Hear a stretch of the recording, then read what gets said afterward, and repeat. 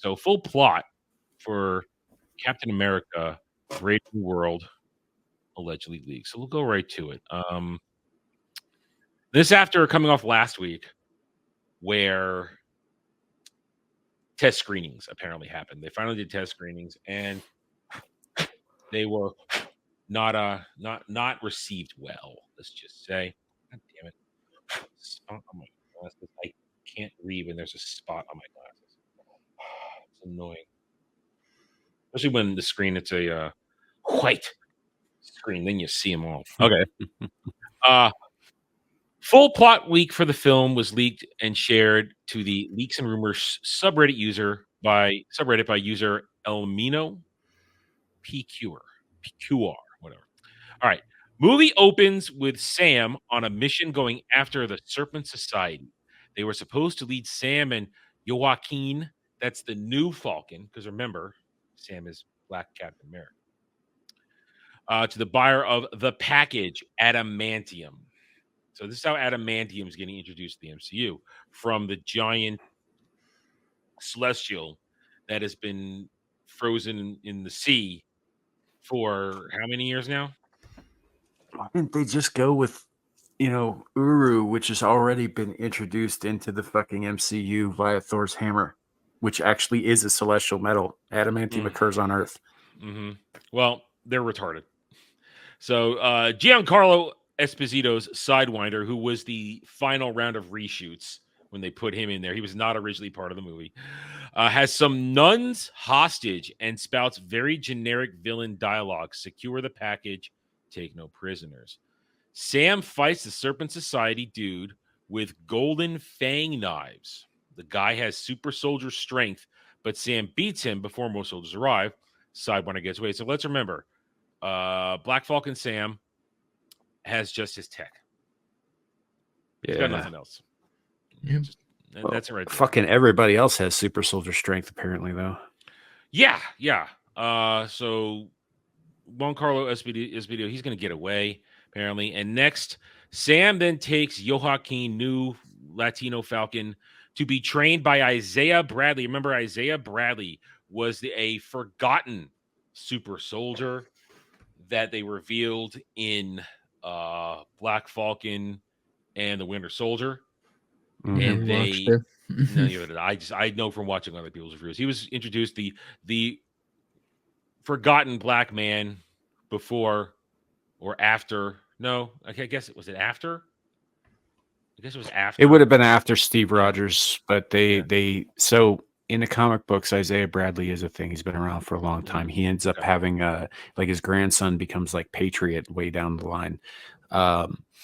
And all that. And he was a super soldier and all this stuff. But I think in the timeline, Steve Rogers was the first to receive the super soldier serum because it was brand fucking new. It didn't exist before that. Mm-hmm. And then, Isaiah Bradley got it while Rogers was in the ice. This would have been around the same time as the whole Winter Soldier project over in the USSR. Mm-hmm. And so he was, out there doing his cap thing. That's why he's, old and all that stuff. But what that show did was that show turned it around and made it this whole Tuskegee fucking experiment bullshit that it never fucking was. Like Isaiah Bradley was a great character on his own who was just, a superhero, and a patriot and he, and all that stuff. He wasn't forgotten. I think he died. Okay. Well, Black Falcon Winter Soldier had to make it about racisms, had to make him the victim and all that, which is how they introduced him in the MCU. So they're going to take him to Isaiah for training, followed by a training montage of Sam and Joaquin and Isaiah throwing around punching bags. Okay. All right. Sam is invited to the White House. He decides to bring Isaiah and Joaquin, and they party in a limo on the way to the White House. Please let that be true. Please let them be partying in a limo on the way to see Harrison Ford.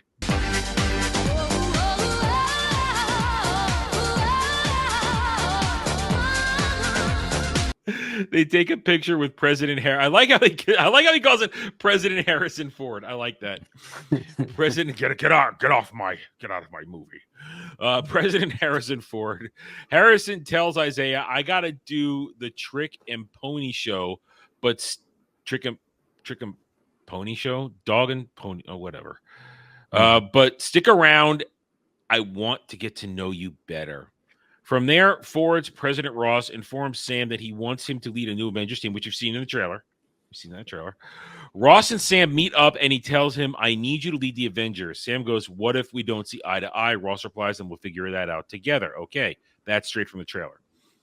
Next, the plot turns into the opening scene of X-Men 2, X-Men United.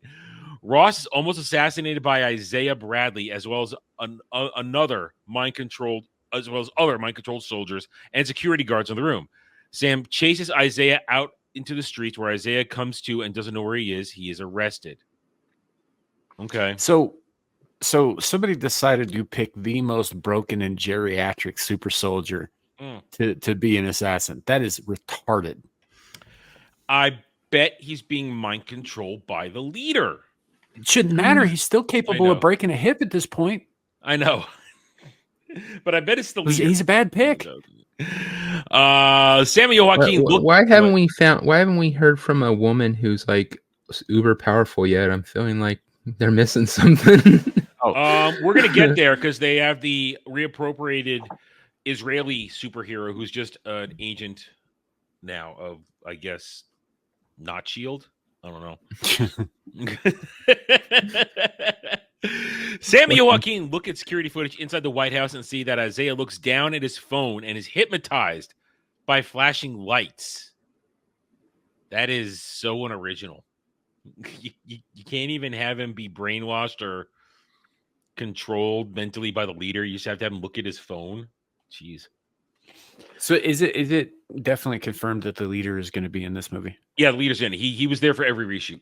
The dude who originally was in queued the Hulk up to be the movie, leader from the first Hulk from the Hulk movie that everybody conveniently forgets about. Yeah, Mr. Blue. Yeah. That's what it was called in that. He's back as the leader.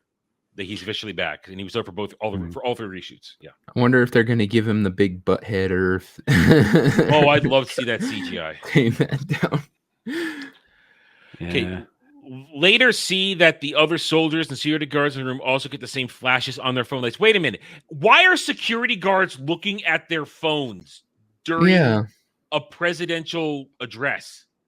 Or when they're on duty at all? Yeah, that doesn't make any sense. I mean, I can buy Isaiah feels a vibration and he'll pull his phone out, but why are soldiers and security guards checking their phones when they're on duty?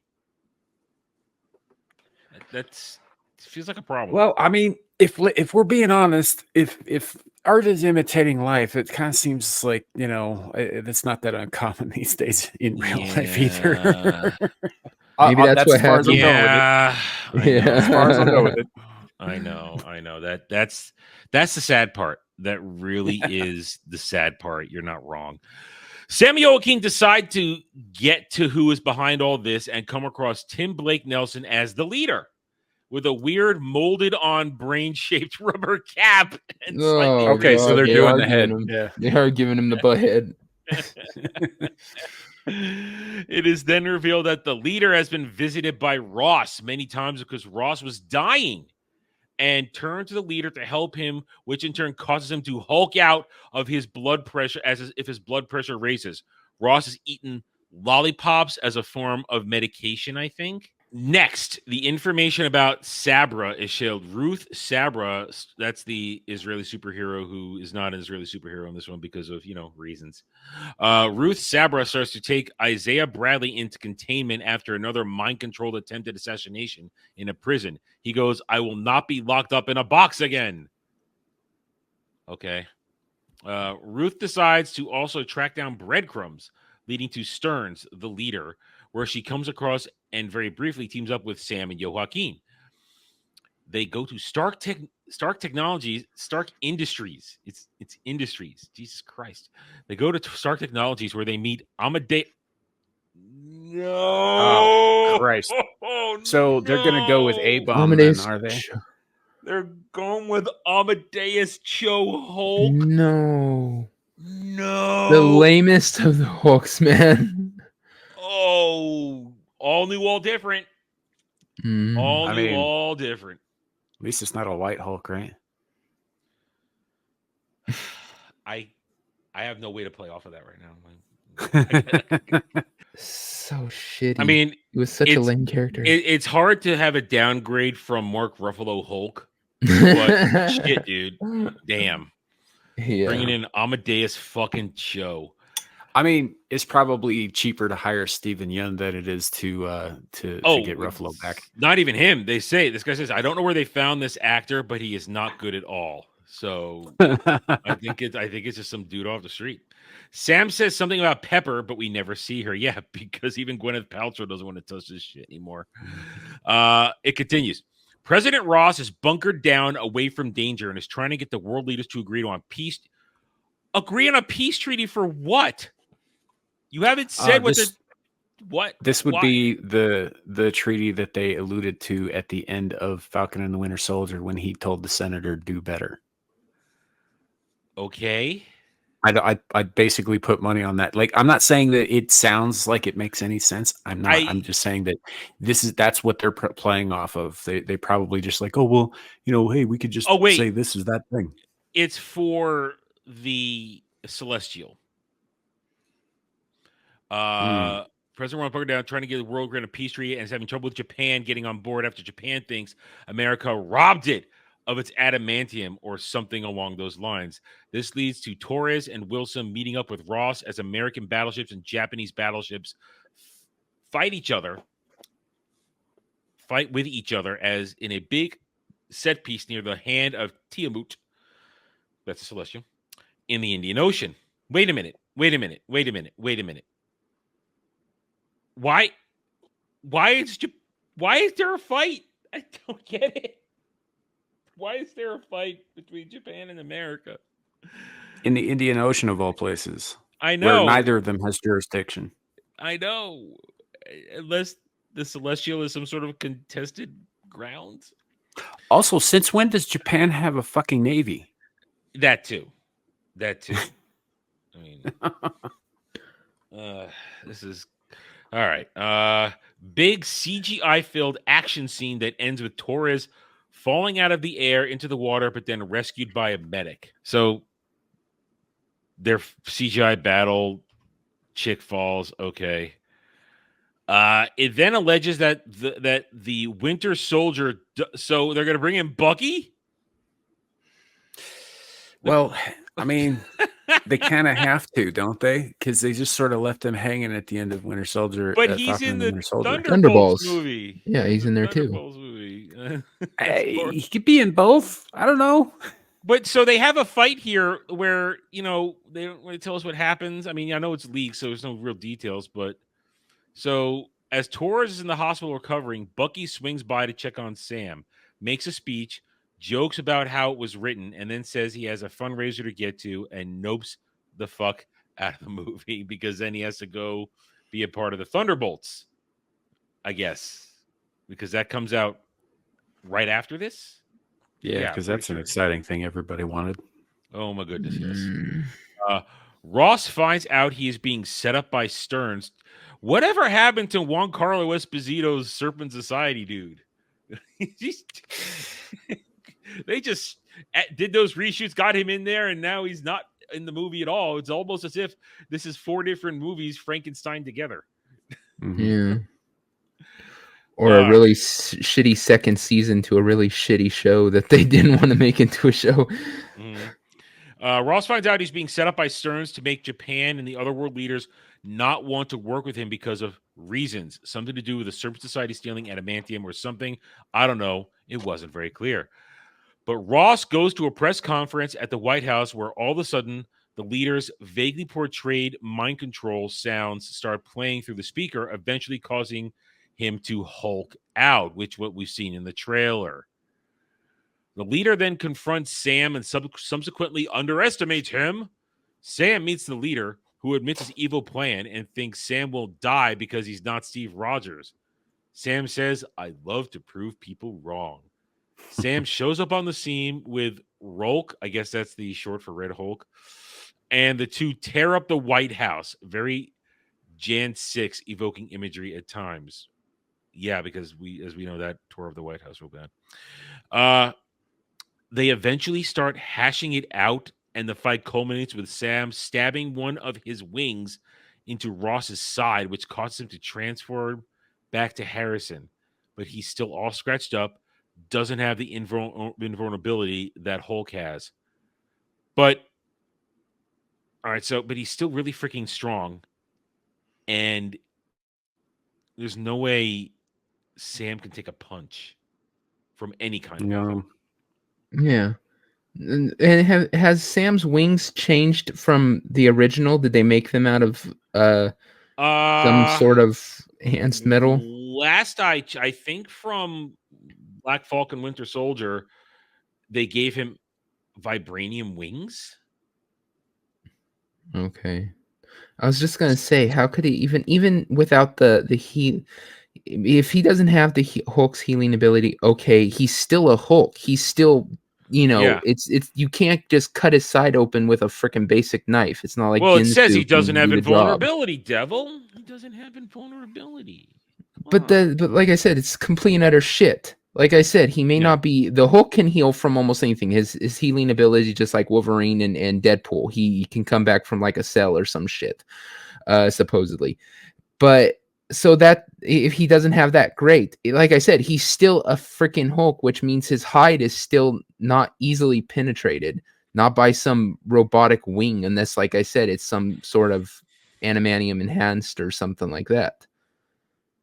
At least you would think. Yeah. I don't know. This sounds really, really dull.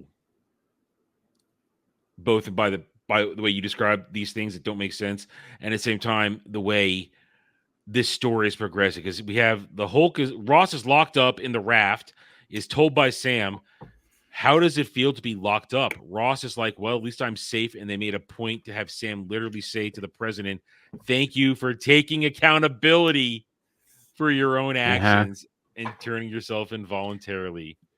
Where Ross is met by Betty. They brought back Liv Tyler, who, according to this, looks Botoxed up to high hell. That's a shame.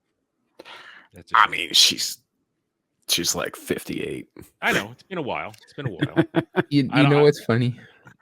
I can't believe they didn't put in there just because they're bitter little fucks. The presidential immunity. Like, Ross, you'd be in jail, but you had presidential immunity.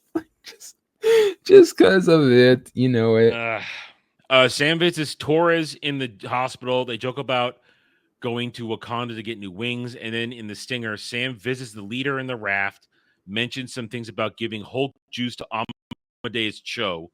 And Stearns goes, something big and bad is coming. And Sam is like, I'll be ready. And that's it. I said no such thing.